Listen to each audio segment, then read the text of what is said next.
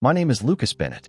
I'm 27 years old, born and raised in Manchester, UK. This is the story I've never told anyone. I call it my childhood crush showed up after 10 years and said, I kept this for you. If you had asked me a year ago whether I believed in unfinished love stories, I would have laughed and said no. I was practical, structured, predictable. I worked as a project manager at a fast-growing architecture firm in the city center. Glass walls, quiet tension, and egos polished sharper than the marble floors. My life was organized into spreadsheets and deadlines. And then she walked back into it. It was a Tuesday. Rain streaked the windows like blurred memories. I was halfway through a budget review meeting when the conference room door opened. I barely looked up until I heard her voice. Sorry I'm late. The train from London was delayed. That voice. Soft. Familiar. Dangerous. I looked up and my chest physically tightened. Emma Clark. She stood there in a navy coat, hair slightly damp from the rain, eyes scanning the room. When they landed on me, she froze. Just for a second. 10 years collapsed in a heartbeat. We grew up on the same street. She was the girl next door with scraped knees and wild laughter. The girl who once told me, at 17, that she was moving away to London because Manchester feels too small for my dreams. The girl I never told how much I loved her. Now she was standing in my conference room, apparently our new senior design consultant. The universe has a cruel sense of timing. After the meeting, my boss, Richard, clapped me on the shoulder. Lucas, you'll be working closely with Emma on the Whitmore redevelopment. She's one of the best in London. Working closely, of course. Emma lingered by the table as everyone left. It was just us. 10 years of silence hanging in the air. Hi, Luke, she said softly. Nobody had called me Luke in years. Hi, Em. We stared at each other, both smiling, both unsure. You look, she started. Older. I smirked. She laughed. Same laugh. Same warmth. Better. There was a flicker in her eyes, something unspoken. Regret?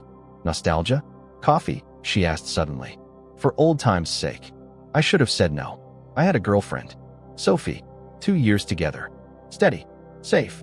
My mom adored her. Sophie worked in HR at my company. She believed in 5-year plans and matching towels. But I said yes. We walked to a small cafe near the office. The city felt different beside her, like the air had electricity in it.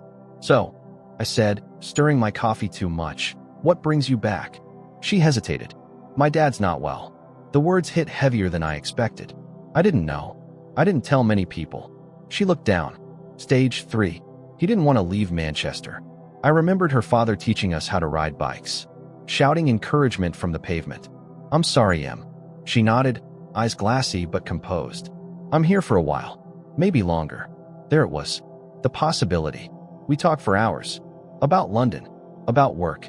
About everything except the night she left. Finally, as the sky darkened, she reached into her bag. There's something I've carried for 10 years, she said quietly. My heart started pounding. She placed a small, worn envelope on the table between us. My name written in her messy teenage handwriting. I kept this for you. I stared at it, my throat tight. What is it? A letter, she said. I wrote it the night before I left. I was too scared to give it to you. My fingers trembled as I picked it up. It felt like holding a version of myself I'd buried. Why now? I whispered. Because life's too short to keep pretending, she replied. And because when I saw you today, I realized some things don't disappear. They just wait. I couldn't breathe properly. Sophie's face flashed in my mind. My mom's voice telling me stability matters. Richard counting on me professionally. And Emma, looking at me like I was still 17 and brave enough to chase something impossible. I didn't open the letter. Not yet. Instead, I asked, does it change anything? Emma's voice broke slightly. It might change everything. And that was the moment I realized this wasn't just nostalgia. It was unfinished business. And unfinished business can ruin carefully built lives. I didn't open the letter that night. I carried it home like contraband, tucked inside my coat pocket, feeling its weight with every step. Sophie was already in the kitchen when I walked in, stirring pasta, humming softly. Domestic. Familiar. Long day, she asked. Yeah, I said too quickly. She turned, studying my face. Sophie had always been good at reading me. It was one of the reasons I chose her. She made life simpler. Predictable. You seem somewhere else, she said. I almost told her. Almost. But instead, I kissed her forehead and said, just tired. That night, I lay awake beside her, staring at the ceiling. The envelope sat on my bedside table, accusing me. 10 years of silence sealed inside paper. At 2:17 a.m., I gave in. I slipped out of bed, walked into the living room, and opened it. Inside was a folded letter and something else, a thin silver chain with a small compass pendant. The same one I had given Emma at 16. I unfolded the letter. Luke, if you're reading this, it means I was braver than I felt tonight. I'm leaving because I'm scared. Not of London, of staying. Because if I stay, I'll never chase my dreams, and if I leave, I might lose you. You once told me a compass always points to what matters most. I think mine points to you, but I don't want you to wait for me. I want you to live. If we're meant to find each other again, we will. I love you. I just don't know if love is enough right now.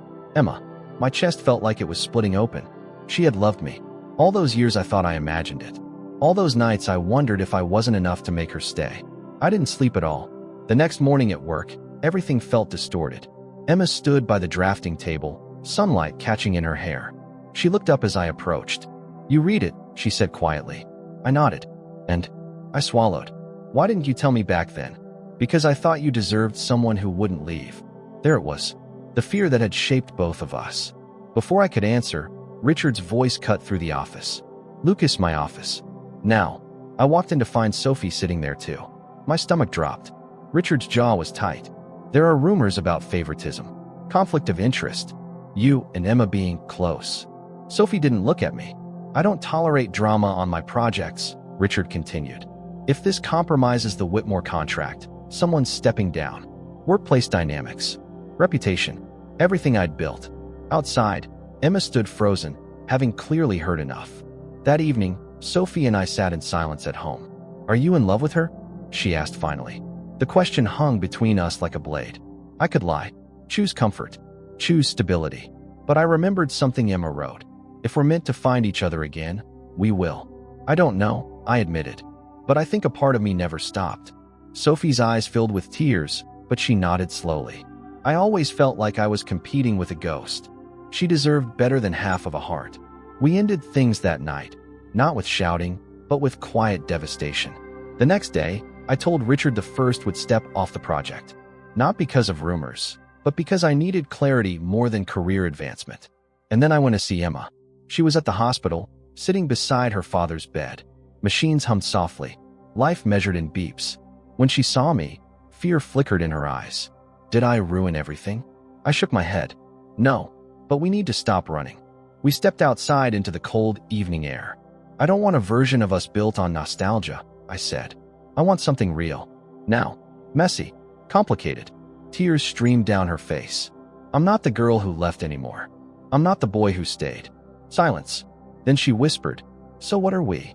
I reached into my pocket and pulled out the compass pendant. We're two people who finally stopped being afraid. I fastened it around her neck. I don't know where this leads, I said. Your dad, my job, everything's uncertain. She took my hand.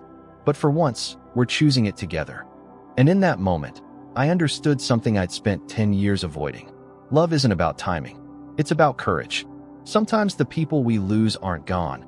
They're just waiting for us to grow into the version of ourselves brave enough to choose them. Emma kept a letter for 10 years. I almost kept my fear forever. If there's one thing I've learned, it's this. Don't let comfort decide your future. Let truth do it. Because unfinished love doesn't disappear. It waits. And when it returns, it asks only one question. Are you finally ready?